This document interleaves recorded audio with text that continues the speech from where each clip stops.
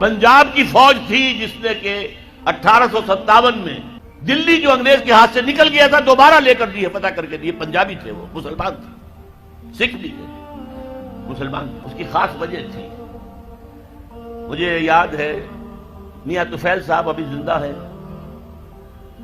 انہوں نے ایک دفعہ بیان دے دیا تھا بہت سخت کہ سندھی تو فوجی ہے نہیں، فوج میں آتے ہی نہیں ہے، سندھی تو نان مارشل ریس ہے۔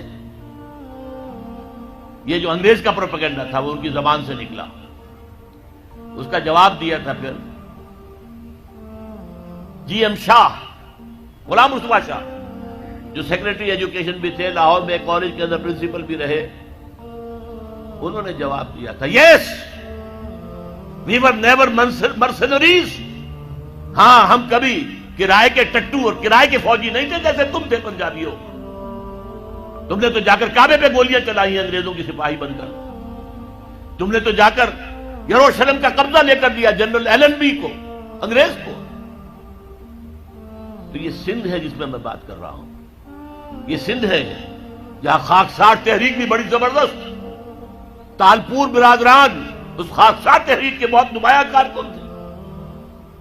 یہ سندھ ہے جہاں پنجاب سے آنے والا ایک نو مسلم تھا، پنجابی، سکھ سے مسلمان ہوا تھا، مولوی عبید اللہ، لیکن اس کے نام کے ساتھ سندھی لگ گیا ہمیشہ کے لیے۔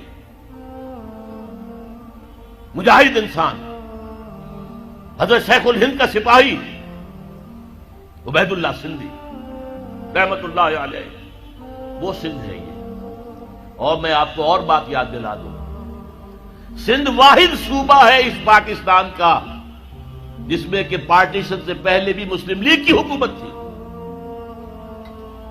پنجاب میں یونینسٹ پارٹی کی حکومت تھی، ہندو مسلم سکھ مل کر بنائی تھی انہوں نے، مسلمانوں کی پارٹی نہیں تھی۔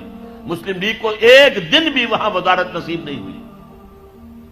سرحد میں ڈاکٹر خان صاحب کی وزارت تھی، باچا خان کا بڑا بھائی، وہ تو ریفرینڈم ہوا ہے اور غیور پٹھانوں نے پاکستان کے حق میں ووٹ دیا ہے، اور اس کے لیے مولانا شبیر احمد عثمانی رحمت اللہ علیہ نے بڑا پارٹ پلے کیا۔ وہاں کے پیر جو ہے پیر صاحب مانکی شریف، پیر صاحب زکوڑی شریف، انہوں نے بڑا رول پلے کیا ہے کہ پاکستان میں اسلام نافذ ہوگا، اسلام قائم ہوگا، لہذا ووٹ دو مسلم لیگ کو۔ ورنہ ظاہر بات ہے کہ یہاں تو سوائے سندھ کے کہیں بھی مسلم لیگ کی حکومت نہیں تھی۔ اور جی ایم سید صاحب اگرچہ وہ بعد میں جو کچھ اس ملک میں ہوا ہے اس سے بددل ہو گئے، ایک ریئیکشن ہوا ان پر، آخر ہوتا ہے، کیوں گردش بادام سے گھبرا نہ جائے دل، انسان ہوں پیالہ اور ساغر نہیں ہوں میں، ان پہ ایک رد عمل ہوا۔ ورنہ وہی تھے جنہوں نے 1943 میں کہا تھا اے مائنورٹی پروونسز کے مسلمانوں، ہمیں یہاں ہندوؤں نے دبایا ہوا ہے، ہماری زمینیں جو ہیں ان کے پاس گروی رکھی ہوئی ہیں، سارا کاروبار ان کے پاس ہے، خدا کے لیے ہمیں یہ فن نہیں آتا، آؤ تم یہاں۔ ابھی پارٹیشن کا کوئی سوال نہیں ہے، میں 43 کی بات کر رہا ہوں، آؤ سندھ کے اندر تاکہ یہاں پر تم تجارت کرو اور تاکہ ہندوؤں کے مقابلے میں آ سکے۔ یہ جی ایم سید کی اپیل تھی۔ آج اسی سندھ میں کہہ رہا ہوں اسلام قائم کرنے کی جد و جہد، اور سب سے بڑی بات یہی سندھ تو تھا نا، سب سے پہلے اسلام کب آیا تھا، کہاں آیا تھا؟ 712 اور 713 عیسوی، 92 یا 93 ہجری، محمد بن قاسم کہاں سے آئے تھے؟ باب الاسلام کون سی جگہ ہے؟ سندھ۔ تو اس کا سر نو باب الاسلام بننا چاہیے، تحریک خلافت یہاں سے اٹھنی چاہیے، یہاں کے لوگ کھڑے ہوں۔ ہم نے انگریز سے بھی مقابلہ کیا اور آخری وقت تک کیا، ہم نے علامہ مشرقی کا بھی ساتھ دیا، ہم نے وہ ریشمی رومال کی تحریک بھی، اس کے اندر بھی بڑا حصہ سندھیوں کا تھا، جو حضرت شیخ الہند مولانا محمود حسن جو اسیر مالٹا رہے بعد میں، اس میں سندھ کا رول بہت بڑا تھا۔ آج پھر اس ملک کے اندر نظام خلافت کے قیام کے لیے میں سمجھتا ہوں کہ سندھ کو سب سے آگے ہونا چاہیے، سب سے بڑھ کر کام کرنا چاہیے۔ اس کے لیے اب میں آپ سے عرض کروں، خلافت قائم کرنا یہ ہمارا فرض، لیکن آج خلافت قائم ہوگی تو کیسے ہوگی، پہلے تو یہ مسئلہ ہوگا، اور کیسی ہوگی کیا بعین ہی وہی خلافت ہوگی جو 1400 برس پہلے تھی؟ جبکہ 1400 سالوں میں بہت سا پانی وقت کے دریا کے پل کے نیچے سے گزر چکا ہے، حالات بہت بدل گئے ہیں، زمانے نے بہت ترقی کر لی ہے۔ کیا 1400 سال قبل کا نظام دوبارہ آ سکتا ہے؟ ہاں آ سکتا ہے، اصول وہاں سے لیں گے، تفصیلی ڈھانچہ اس دور کے مطابق بنائیں گے، اصول وہاں سے ہوں گے، فنڈامنٹل وہاں سے ہوں گے۔ اس لیے ہم فنڈامنٹلسٹ ہیں۔ امریکہ کان کھول کر سن لے، ہمارا دعویٰ ہے کہ ہم فنڈامنٹلسٹ ہیں۔ ہم اسلام کے اصولوں کو چھوڑ کر کہاں جائیں ہیں؟ تفاصیل میں، فروعات میں ہمارے اختلاف ہو سکتے ہیں، لیکن فنڈامنٹل آف اسلام اس میں ہمارا یہ گولڈ سمتھ جس نے شکار کیا دادا عمران خان ایک ابھرتی ہوئی شے تھا، امیدیں وابستہ ہو رہی تھی، پہلے ہی سے ایک ہیرو کی شکل میں تھا، وہ اسلام کی بات کرنے چلا تھا، وہ اپنے کلچر کی بات کرنے چلا تھا۔ گولڈ سمتھ 5 کروڑ پاؤنڈ تو پہلی سلامی ملنے والی ہے، یہ قیمت کس سے کی دی جا رہی ہے؟ غور کیجئے، اگر وہ سارا سازشی کردار جو یہود کا ہے وہ سامنے ہو تو ہر شے آپ کے سامنے بالکل ٹرانسپیرنٹ نظر آئے گی، آپ دیکھ سکتے ہیں کہ اصل میں ہو کیا رہا ہے، جس کا شکار ابھی آپ کا عمران خان بھی ہو گیا ہے۔ کل جمعے میں مجھے اس کے بارے میں گفتگو کرنی ہے۔ وہ آرڈر آف دی الومناٹی 1776 میں قائم کیا گیا تھا، یہودیوں کی سازش، وہ آج تک چل رہی ہے۔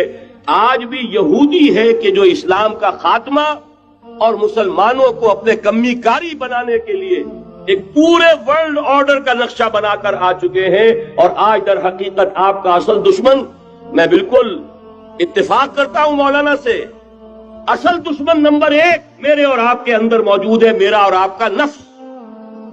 اصل دشمن یہ ہے، نفس ما ہم کم طرف فرعون نیست لیکن اورا اون ایرا اون نیست۔ اور دوسرا خارجی دشمن سب سے بڑا یہودی، لیکن یہ کہ اس وقت کے اور اس وقت کے حالات میں ایک بڑا فرق واقع ہوا ہے۔ مجھے اقبال کے وہ شعر یاد آ رہے ہیں، دنیا کو ہے پھر مار کے روح و بدن پیش، تہذیب نے پھر اپنے درندوں کو ابھارا، اللہ کو پامر دیے مومن پہ بھروسہ، ابلیس کو یورپ کی مشینوں کا سہارا۔ وہی تاریخ ستیزہ کار رہا ہے ازل سے تا امروز، چراغ مصطفی سے شرار بولہبی، تو دنیا کو ہے پھر مار کے روح و بدن پیش، تہذیب نے پھر اپنے درندوں کو ابھارا، اللہ کو پامر دیے مومن پہ بھروسہ، ابلیس کو یورپ کی مشینوں کا سہارا۔ میں جس فرق کی طرف اشارہ کر رہا ہوں ذرا اس پر غور کیجئے۔ جس وقت یہودی حضور صلی اللہ علیہ وسلم اور صحابہ کرام کی مخالفت کر رہے تھے، ان کے اور عیسائیوں کے درمیان دشمنی تھی۔